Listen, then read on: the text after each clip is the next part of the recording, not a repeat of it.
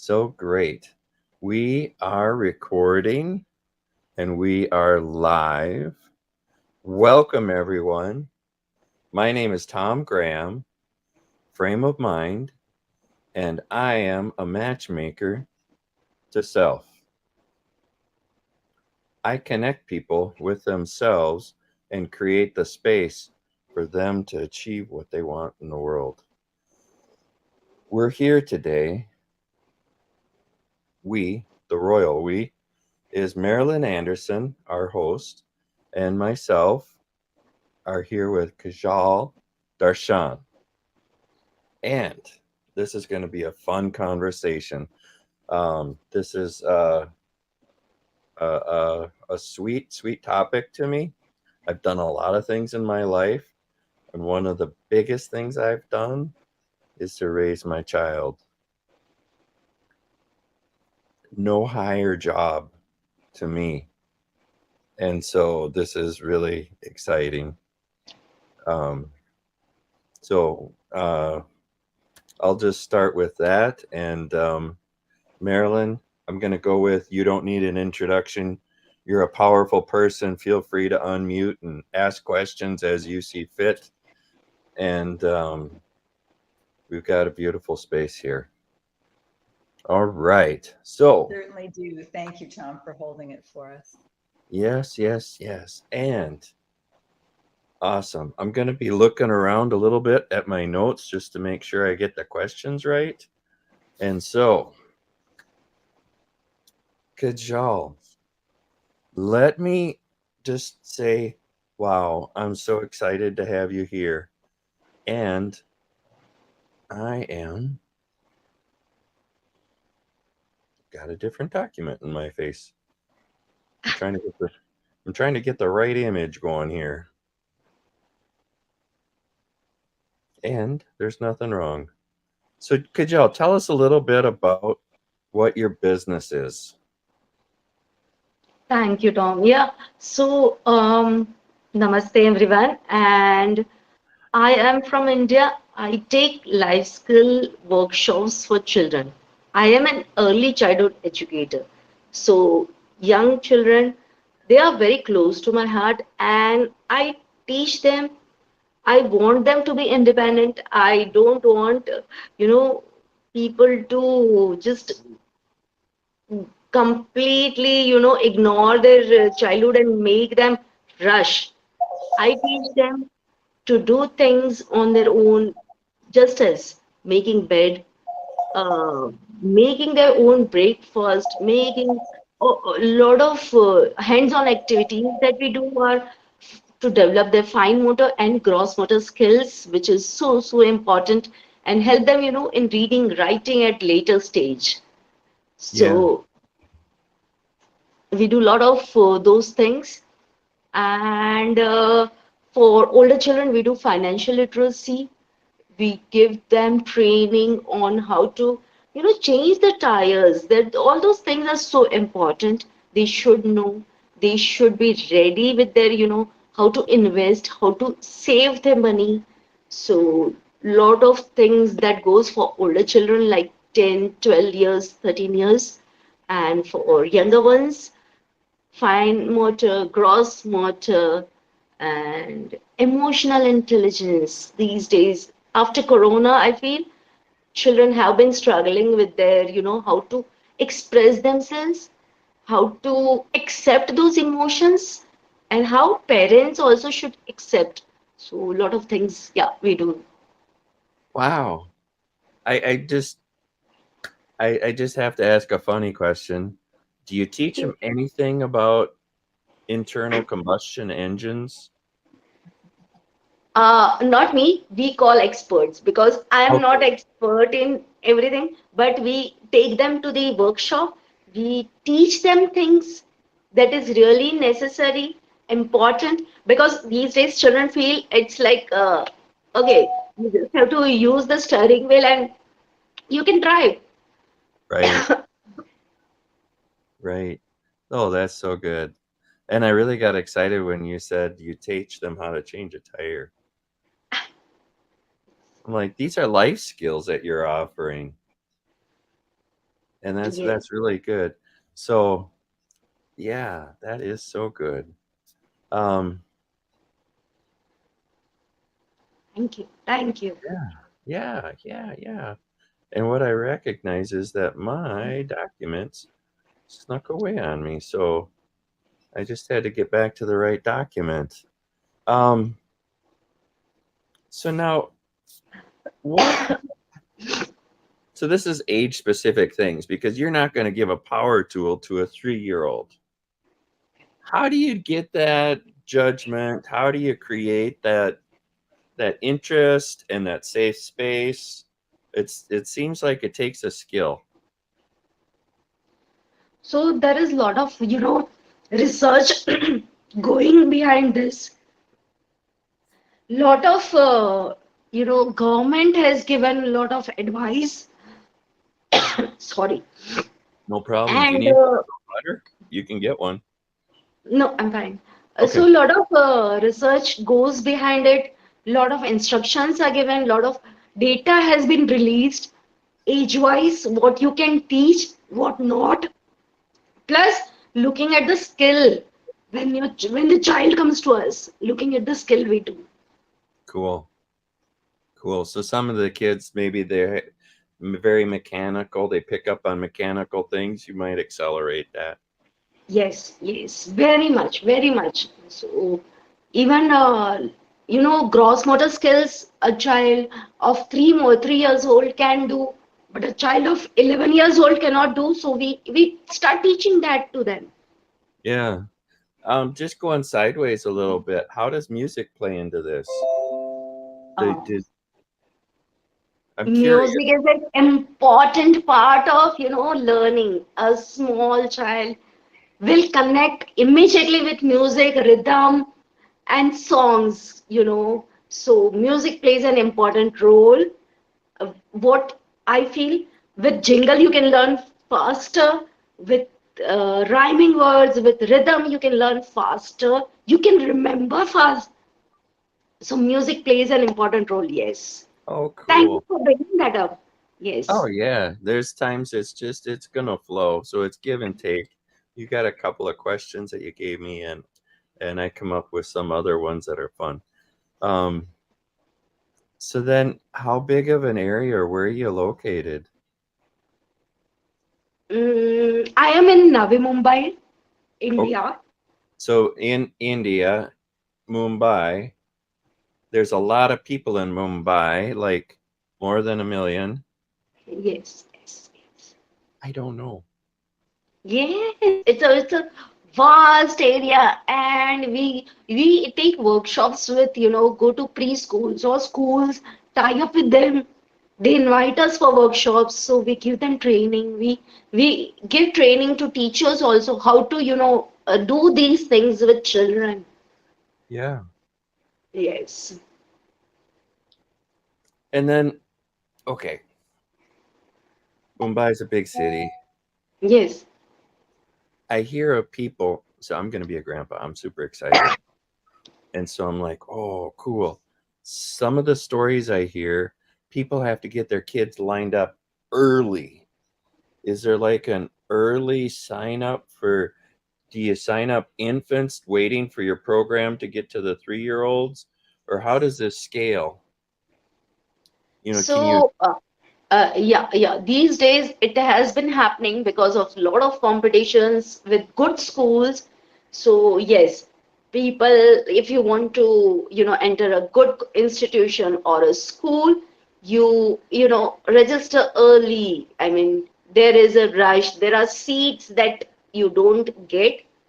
But again, I would request people not to, just rush, take time Yeah. and wait, like there's no rush. Yeah. Um, that is cool. Yeah. And so then, how do you create that positive and inclusive environment with so many diverse kids?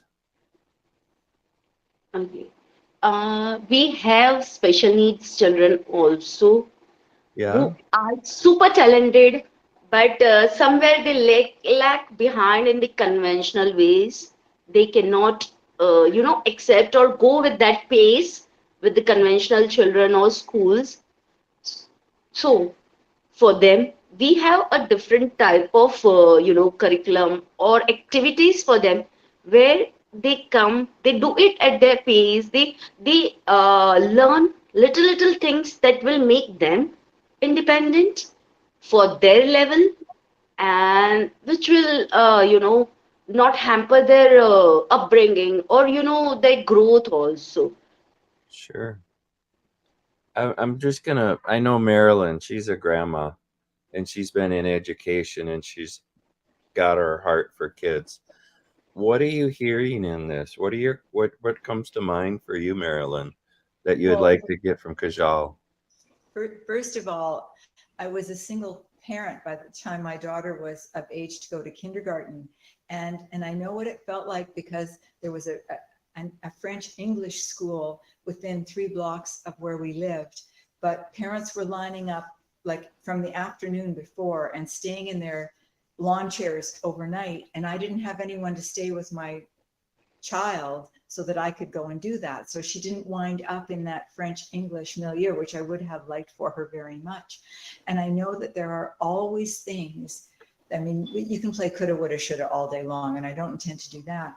But there are things that we look at and think, if only this, or what difference would it have made to that?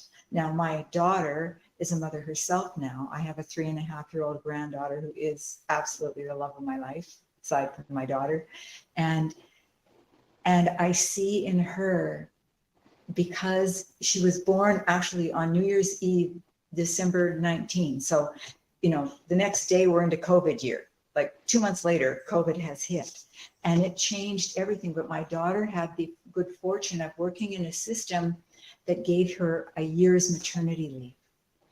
And so by the time my granddaughter was a year old, my daughter and son-in-law had shifted their schedule. So they only needed help 1 day a week. And the other grandmother looked after that. And I would go on Saturday to help with the baby so my daughter could get the stuff done that she needed, whether it was shopping or cleaning. But it's that whole, it takes a village to raise a child. And what I see happening around me with families I know is that where parents have, and you would be aware of this without a doubt, when a parent has a skill, talent, or ability that they can pass on to their child, that child gets that at an early age. And it's wonderful when you get children working together and seeing how they're little bright stars in different ways, and hopefully sharing some of that, the skills, but the joy of having the skill of playing the drum or whatever. When my daughter was in elementary school, I would take days off when I could to be one of the moms who took kids to whatever the event was. And one of our favorite things was something called Science World, which is a big center in Vancouver that has all kinds of different things for children under 5, adults under 50, and everything in between. And my family with my granddaughter Harper, we're going on the 22nd to take her. Now, the big deal about this is that when my daughter was a little girl and I was taking her and some of her classmates there, one of the big features was a keyboard built into the floor. And so the kids could bounce from key to key and make all kinds of music. And 2 years ago for Christmas, I gave my granddaughter, with my daughter's blessing, one that was vinyl and unrolled and could be plugged in, but also because of technology, they could choose different instruments. So we are all going, her mom, her dad, me, and Harper, to Science World on the 22nd. And we're all hoping that that keyboard is in the floor because she gets to play on the vinyl version at home now. It's those kinds of things that excite me. And I just wish that every parent, single mom, single dad, 3 generations of grandparents looking after the baby, that whatever we can pass on, the joys, the memories, the skills, talents, and abilities, it enriches our whole society. And what you are doing is priceless, absolutely priceless, because it's going to foster things for generations. And that's what makes me so excited to have you as our guest this evening. And thank you, Tom, for giving me the Mike for a bit, but I just think it's extraordinary what you're doing. And what we need to do is make sure that more and more and more of our children, it doesn't matter how much money the family has, it doesn't matter what kind of clothes the children wear. What matters is that they get that belief in themselves and experience the joy of doing. And that learning doesn't go away. So thank you. Kajal, I think you got that acknowledgement, right? Yes, What? and I mean, oh my goodness, Malin. Wow, wow.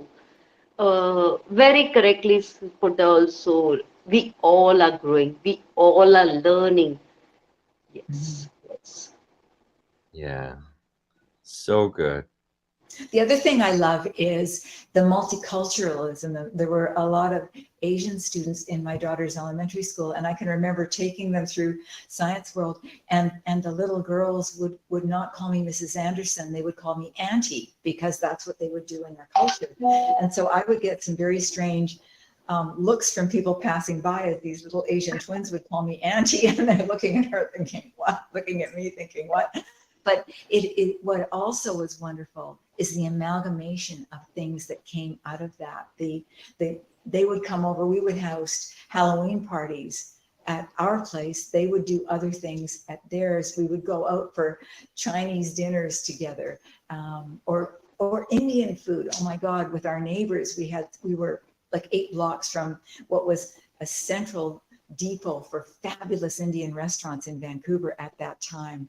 And also great Chinese restaurants too. It just, Yeah.